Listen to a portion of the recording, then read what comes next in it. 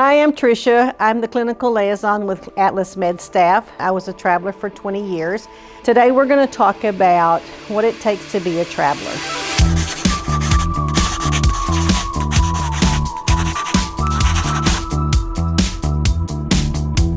The 5 important things that I think you should know is, number 1, you need to have plenty of experience.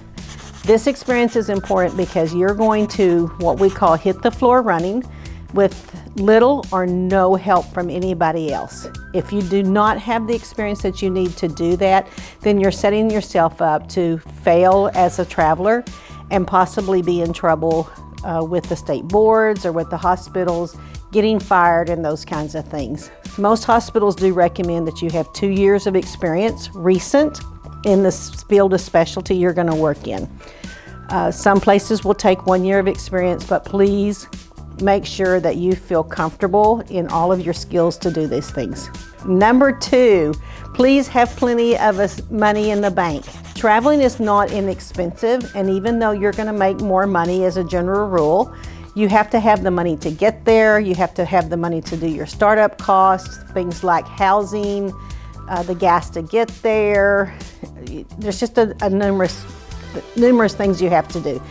And part of those things can add up. I mean, it might be $2,000 or $3,000 deposits just for an apartment to live in. The other last thing in that category is that there's a few jobs and a lot of nurses out there looking for them. So you might have a first assignment, finish it up, and it may be 2 or 3 months before you get the next one. You gotta have enough in your savings to keep yourself afloat. Okay, tip number 3, research, research, research. To really be a good traveler, to keep yourself out of trouble with the IRS, with companies, you really need to research. Number 1, you need to know about tax homes. They're very important because you have to have a legal tax home to duplicate the expenses, to get the untaxed monies that increase our income just a little bit. So make sure that you understand tax homes. Those are different from permanent residences.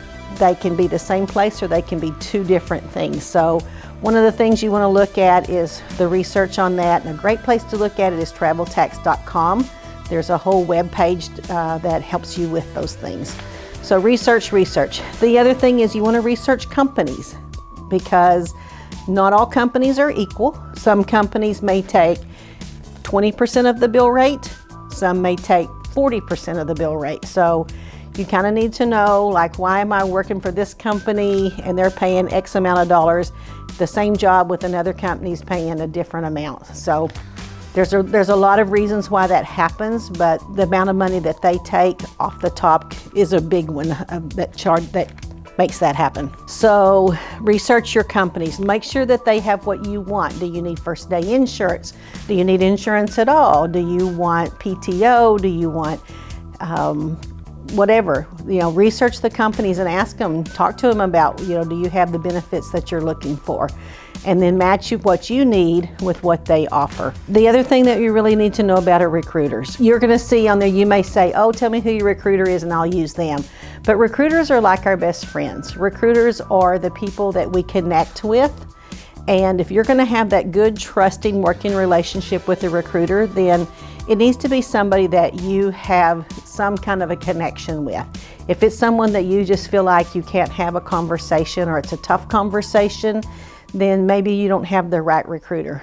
Once you've established your recruiter or recruiters, because we do recommend that you have more than one with different companies, then you're gonna know that they're doing the best they can for you, and you're gonna feel way more comfortable that they're doing what they can and you're not having to do all the work. Rule number 4, when you're starting off being a travel nurse, I recommend you find a mentor. There's lots of them out there. You can ask in the Facebook pages, you can look online, but I recommend that you find somebody that you can actually talk to, someone who has at least 5 years of experience as a traveler, who can hold your hand, talk you through it, so that if you don't feel really good about the recruiter or what the recruiter's telling you, or you doubt what's going on, or you have any questions you have, find a friend, find a mentor who has done it for a while, and let them help you through it.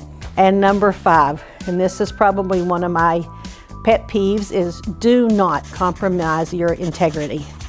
No matter what, you're going to read in social media, people talk about how they're going to lie about their references, or how they're going to lie about their housing, or there's just so many of those things. Or I'm going to quit my job, so I'm going to tell them I have a family emergency. You know, don't ever compromise your integrity. The truth may cause some consequences, but they won't cause near as bad of ones if you don't lie about it. If you say all those things and then eventually it comes out that that's not true, then there's no trust in you as a person and as a nurse or a healthcare professional left, because you've just given it away.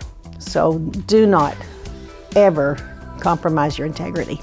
Okay, so that's my top 5 tips for being a travel nurse. If you have any suggestions, I would love to hear from you at atlasmedstaff.com. There's a web page, there's a Facebook page, and we'd like to hear from that. But please have very happy, safe travels, and if you ever need anything, you're welcome to let me know, let someone here in the company know, or whoever you're working with, your mentor, and we hope that you have a successful career.